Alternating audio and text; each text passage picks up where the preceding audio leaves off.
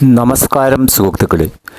പ്രവാസ ലോകത്തു നിന്നും ഇപ്പോൾ ഏറ്റവും കൂടുതൽ ആളുകൾ ചോദിച്ചുകൊണ്ടിരിക്കുന്ന, ഒട്ടേറെ പ്രവാസികളെ ആശങ്കയിലാഴ്ത്തിയിരിക്കുന്ന ഒരു പ്രധാന ചോദ്യമുണ്ട്. എന്തുകൊണ്ടാണ് കേരള പ്രവാസി പെൻഷൻ വൈകുന്നത്?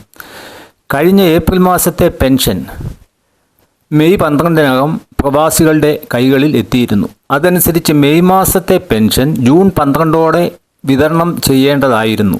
എന്നാൽ ദിവസങ്ങൾ കഴിഞ്ഞിട്ടും പെൻഷൻ തുക അക്കൗണ്ടുകളിൽ എത്തിയിട്ടില്ല. മുൻ ഗവൺമെൻറ്റിൻ്റെ കാലത്തെ 2026 ഏപ്രിൽ വരെ യാതൊരു മുടക്കവുമില്ലാതെ കൃത്യമായി വിതരണം ചെയ്ത പെൻഷൻ പുതിയ സർക്കാർ അധികാരത്തിൽ വന്നതോടെ എന്തുകൊണ്ട് വൈകുന്നു? പുതിയ സർക്കാർ ഈ പദ്ധതി മുന്നോട്ട് കൊണ്ടുപോകുമോ? ബഡ്ജറ്റിൽ തുക അനുവദിക്കുമോ? ഈ ചോദ്യങ്ങൾക്കെല്ലാം കൃത്യമായ മറുപടിയാണ് ഇന്നത്തെ വീഡിയോയിലൂടെ നമ്മൾ പങ്കുവയ്ക്കുന്നത്.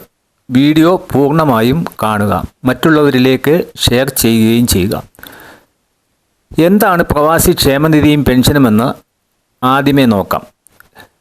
പ്രവാസി പെൻഷൻ്റെ ഘടന എന്താണെന്ന് നമ്മൾ മനസ്സിലാക്കണം. വിദേശത്തോ മറ്റ് സംസ്ഥാനങ്ങളിലോ ജോലി ചെയ്യുന്ന മലയാളി പ്രവാസികളുടെ ക്ഷേമം മുൻനിർത്തി 2008 കേരള പ്രവാസി ക്ഷേമനിധി ബോർഡ് രൂപീകരിച്ചത്.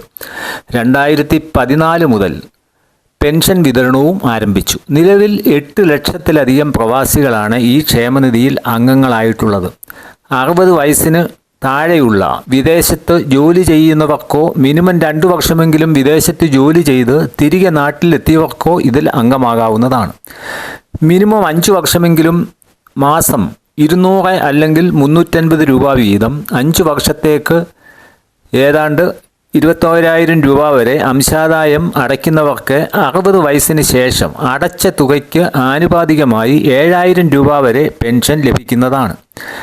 5 വർഷമേ അടച്ചിട്ടുള്ളെങ്കിൽ 3,000 രൂപയായിരിക്കും പെൻഷൻ ലഭിക്കുന്നത്. അതുകൂടാതെ പെൺകുട്ടികളുടെ വിവാഹ ധനസഹായം, ചികിത്സാ സഹായം, മരണാന്തര സഹായം, ഫാമിലി പെൻഷൻ എന്നിവയും ഇതിലൂടെ ലഭിക്കുന്നുണ്ട്. ഇനിയും എന്താണ് പെൻഷൻ വൈകാനുള്ള യഥാർത്ഥ കാരണം എന്ന് നോക്കാം. ഇവിടെയാണ് നമ്മൾ ഗൗരവമായി ചിന്തിക്കേണ്ട വിഷയം വരുന്നത്. ലക്ഷക്കണക്കിന് പ്രവാസികൾക്ക് പെൻഷൻ നൽകാൻ ഈ വെറും 350 രൂപയുടെ അംശാദായം കൊണ്ട് മാത്രം സാധിക്കില്ല.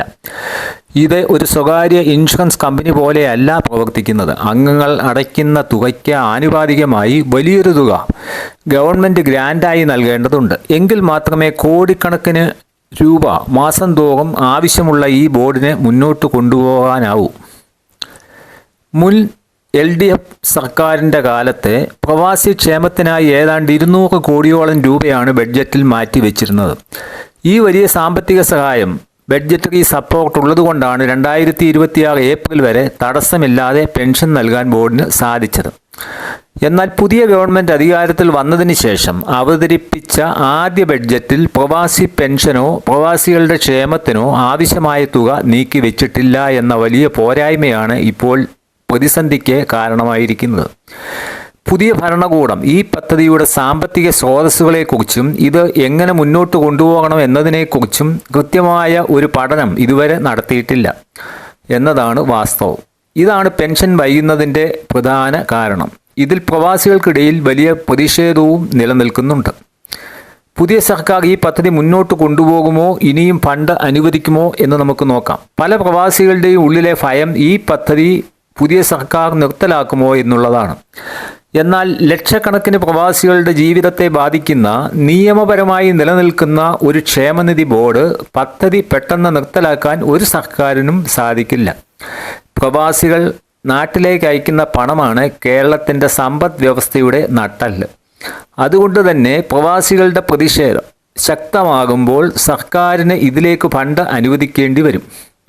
വരുന്ന സാമ്പത്തിക അവലോകനങ്ങളിലോ അല്ലെങ്കിൽ പ്രത്യേക പാക്കേജ് വഴിയോ സർക്കാർ ഇതിലേക്ക് ഫണ്ട് അനുവദിക്കുമെന്നാണ് പ്രവാസി സംഘടനകളും വിദഗ്ധരും പ്രതീക്ഷിക്കുന്നത്. എന്നാൽ പുതിയ സർക്കാർ ഇതിനെക്കുറിച്ച് അടിയന്തരമായി പഠിക്കുകയും ബഡ്ജറ്റിൽ കൃത്യമായ തുക വകയിരുത്തി പ്രവാസി പെൻഷൻ കുടിശ്ശിക തീർത്ത് വിതരണം ചെയ്യാൻ തയ്യാറാവുകയും വേണം. ചുരുക്കത്തിൽ പ്രവാസികൾ തങ്ങളുടെ ചോര നീരാക്കി ഉണ്ടാക്കിയ പണത്തിൽ നിന്നും കൃത്യമായ വിഹിതം അടച്ചിട്ടും പെൻഷൻ വൈകിക്കുന്നത് ഒട്ടും നീതീകരിക്കാനാവാത്ത കാര്യമാണ്. ഈ പദ്ധതി തടസ്സമില്ലാതെ മുന്നോട്ട് കൊണ്ടുപോകാൻ ഗവൺമെൻറ്റിൻ്റെ ഭാഗത്തു നിന്നും അടിയന്തര ഇടപെടൽ ഉണ്ടായേ തീരൂ. പുതിയ സർക്കാർ പ്രവാസികളുടെ കണ്ണീര് കാണുമെന്നും ഉടൻ തന്നെ ഫണ്ട് അനുവദിച്ച് പെൻഷൻ വിതരണം പുനരാരംഭിക്കുമെന്നും നമുക്ക് പ്രതീക്ഷിക്കാം. ഈ വിഷയത്തിൽ നിങ്ങളുടെ അഭിപ്രായങ്ങൾ എന്താണ്? താഴെ കമൻറ്റ് ബോക്സിൽ രേഖപ്പെടുത്തുക. പ്രവാസി സുഹൃത്തുക്കളുടെ അറിവിലേക്കായി ഈ വീഡിയോ പരമാവധി ഷെയർ ചെയ്യുക. ചാനൽ ആദ്യമായാണ് കാണുന്നത് എങ്കിൽ സബ്സ്ക്രൈബ് ചെയ്യാനും മറക്കരുത്. പുതിയൊരു വിവരവുമായി വീണ്ടും കാണാം. നന്ദി, നമസ്കാരം.